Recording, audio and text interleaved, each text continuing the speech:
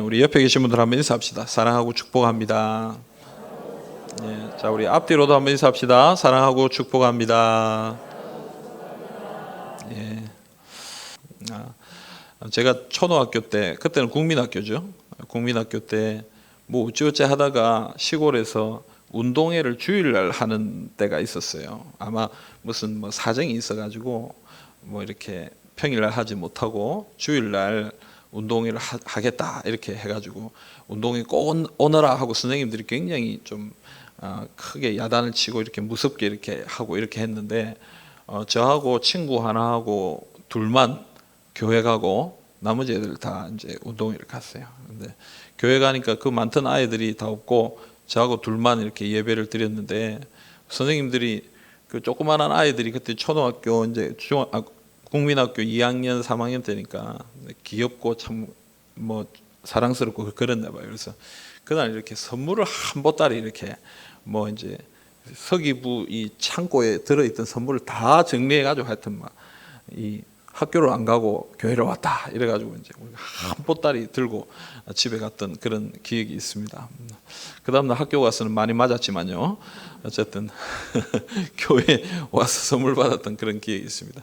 오늘 제 마음 같아서 여기 오신 분들 선물이라도 하나씩 좀 나눠드리고 싶은 마음이 있습니다만은 어쨌든 하나님으로부터 복 많이 받으시길 바랍니다. 아멘. 여러분 우리가 명절이 되면 가족들이 모이죠. 참 요즘은 참 바쁜 세상이 돼가지고 가족들이 참 모이기가 어렵습니다. 뭐 같은 집에 사는 가족들도 어떤 아이는 아침에 일찍 나가고 어떤 아이는 오전에 나가고 아빠는 또 아침에 시간에 정해진 시간에 나가고 뭐 이렇게 차근차근 자기들 나름대로 스케줄을 따라 살다 보면은 참 얼굴 보기도 참 쉽지가 않고 같이 저녁 먹기도 이렇게 식사 한번 같이 하기도 참 쉽지가 않은 그런 세대가 바로 우리가 살고 있는 세대가 아닌가 싶습니다. 그래도 명절이 되면은 우리가 그래도 같이 한 자리에 모여서 그동안 보지 못했던 가족들 또 친척들 또 이 형제 자매들 우리가 같이 모여가지고 그래도 밥이라도 한 끼 같이 먹고 또 서로 인사도 하고 덕담도 나누는 그런 시간들을 가집니다.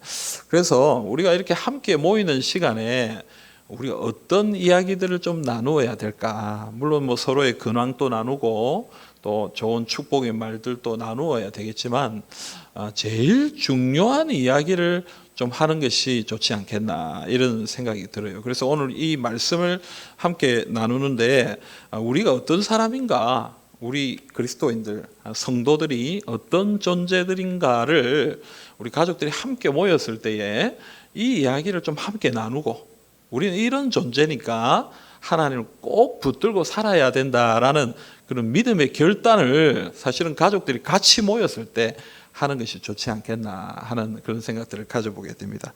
여러분 오늘 우리가 읽은 말씀은 한 가지 예레미야 선지자에게 하나님이 명령을 하시죠. 그게 뭐냐면 띠를 살아요. 요즘은 우리가 허리띠가 참 이 가죽으로 돼가지고 참 좋은 것들이 많습니다만은 그때만 해도 이제 이 배옷을 입고 다닐 때니까 허리띠라고 하는 것이 뭐 딴 게 있겠습니까? 그냥 배로 만든 띠, 그냥 배로 만든 그 끈 하나가 그냥 허리띠입니다. 그래서 그것을 준비해라 이렇게 명령을 내립니다. 그리고는 어떻게 합니까? 저 강가에 유브라데에 가서 거기 물이 있는 곳에 감춰라 뭐 이런 행동을 해요. 근데 왜 이런 일을 하시는 걸까? 왜 하나님께서 이런 명령을 내리시고 이런 일들을 하게 하시는 걸까? 사실은 뭐 별 의미 없는 그런 모습처럼 보일 수도 있잖아요. 근데 왜 이렇게 하나님이 하실까? 이유가 11절에 정확하게 나와 있습니다. 우리 11절 말씀 우리 같이 한번 읽어봅시다. 이건 제가 자막을 안 줘가지고 11절 성경책을 한번 보시면서 우리 같이 한번 읽어보겠습니다. 같이 읽겠습니다. 여호와의 말씀이니라. 띠가 사람의 허리에 속함같이 내가 이스라엘 온 집과 유다 온 집으로 내게 속하게 하여 그들로 내 백성이 되게 하며 내 이름과 명예와 영광이 되게 하려 하였으나 그들이 듣지 아니하였느니라. 아멘. 여러분 하나님이 이 띠를 가지고 이야기하고자 하는 것은 무엇입니까? 띠가 사람의 허리에 속함같이 내가 이스라엘 온 집과 유다 온 집으로 내게 속하게 했다 이렇게 얘기하는 거예요.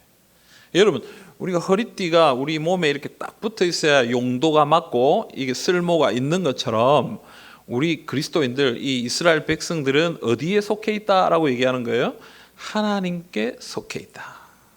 하나님께 속해 있는 사람이다. 속하여 있는 사람들이다. 이것을 우리에게 밝히 보여주고 가르쳐주기 위해서 지금 예레미야를 통해서 이런 일을 하고 있다라는 것입니다.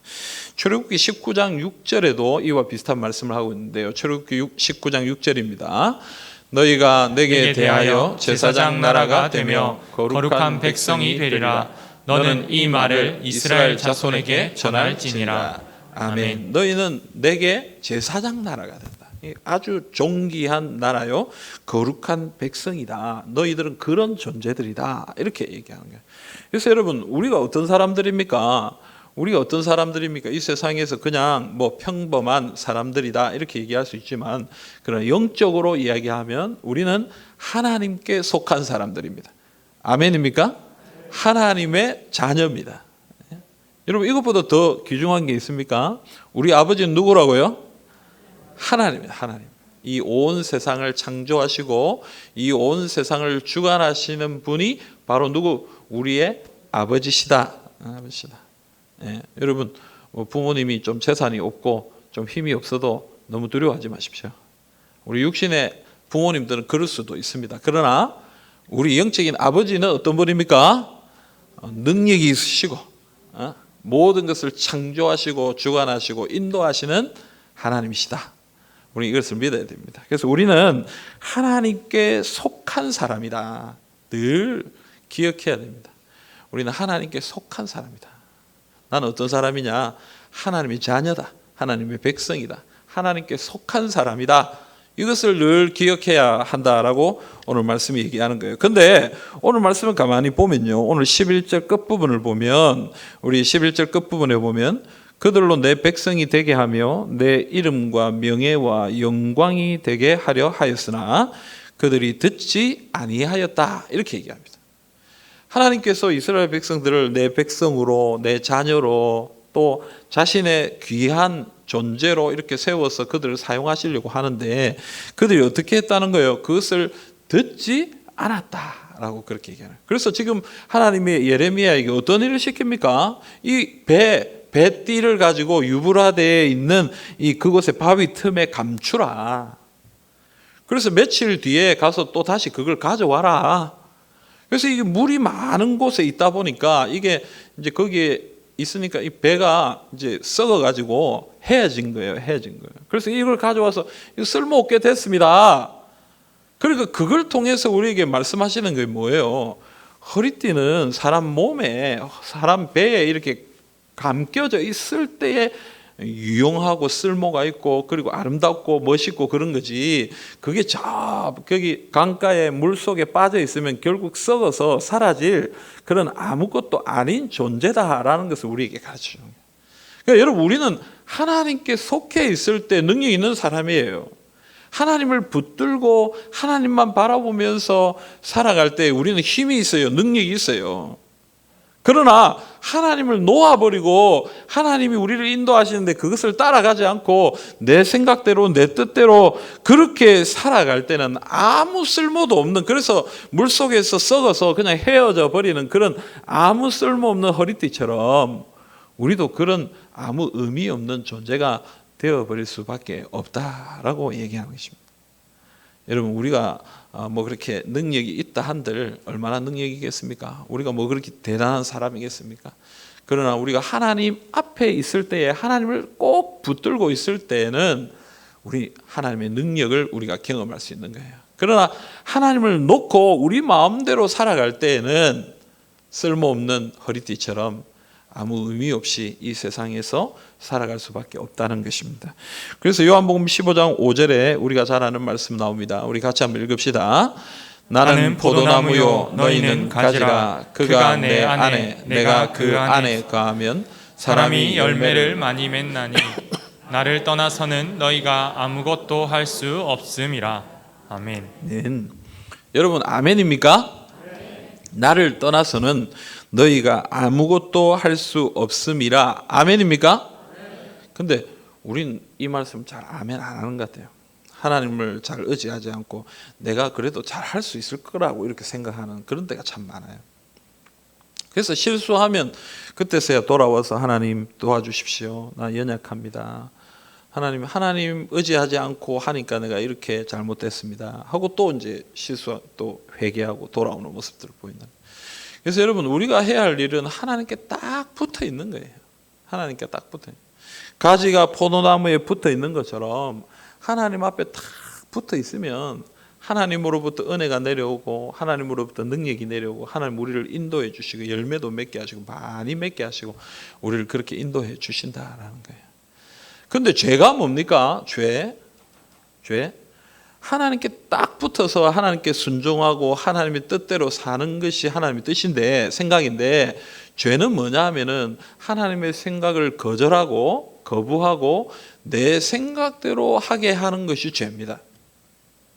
죄가 딴 게 아니고 하나님의 말씀에 순종하지 못하게 하는 것이 죄입니다. 그래서 하나님은 이렇게 하라라고 얘기하는데 우리는 그냥 내 생각에 옳은 대로 하게 되는 것이죠. 그래서 하나님과 분리되기 시작할 때에 우리는 결국 죄를 짓고 연약한 모습을 나타낼 수밖에 없는 것입니다. 그래서 오늘 우리가 결심해야 될 것이 뭐냐면 하나님께 딱 붙어 있어야 되겠다. 하나님께 딱 붙어 있어야 되겠다. 여러분 하나님과 우리가 늘 함께 해야 되겠다. 동행해야 되겠다. 그런 결심을 하고 결단을 해야 되겠습니다. 아멘입니까? 예. 그래서 하나님과 늘 함께 해 주십시오. 함께 하게 해 주십시오. 내가 늘 하나님과 동행할 수 있도록 우리를 인도해 주십시오. 그것이 우리의 소원이 되고 우리의 마음이 되기를 원하는 것입니다. 근데 여러분 이러한 동행에 있어서 가장 방해가 되는 것이 뭐냐면 오늘 9절에 보면 교만이다. 교만. 여기 보면 유다의 교만과 예루살렘의 큰 교만을 섞게 하리라. 교만. 아까도 얘기했지만 이 교만이 뭐라 그랬습니까? 다른 것을 섬기고 하나님을 섬기지 않고 다른 것을 섬기고 자꾸 내 생각대로 하고 내 뜻대로 하고 그렇게 살아가려고 하는 그 모든 것이 하나님 앞에서 교만이다. 교만. 오늘 우리가 하나님 앞에 겸손해야 되겠습니다. 목사인 저도 마찬가지고 우리 교회의 중직자들도 그렇고 우리 모든 성도들이 다 하나님 앞에 겸손해야 되겠습니다. 내가 하는 게 아니고 우리가 하는 게 아니고 하나님이 하시는 것입니다. 그죠? 하나님이 우리에게 주시는 은혜를 붙들고 살아갈 때에 하나님께서 우리를 인도해 주시고 우리의 삶을 주장해 주시는 거예요.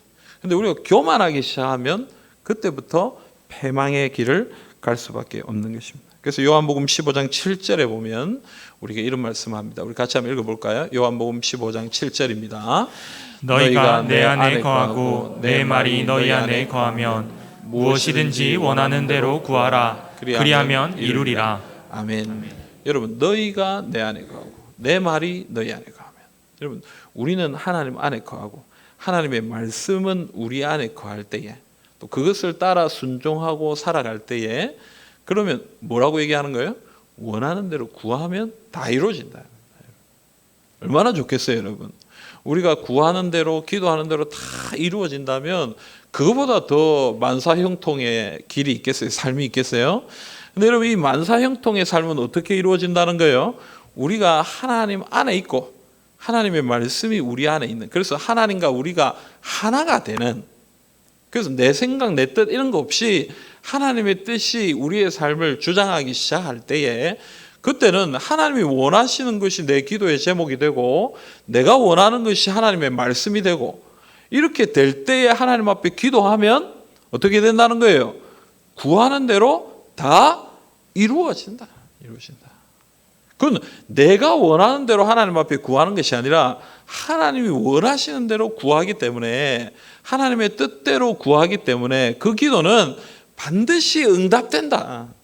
그래서 만사형통의 삶이란 무엇이냐? 하나님과 우리가 하나가 돼가지고 하나님을 꼭 붙들고 주님의 뜻대로 구하고 주님의 뜻대로 살아갈 때에 하나님이 우리에게 응답하시고 역사하시는 삶이 바로 만사형통의 삶이다. 이렇게 얘기하는 거예요. 그래서 여러분 우리가 해야 될 것은 하나님 붙드는 거예요.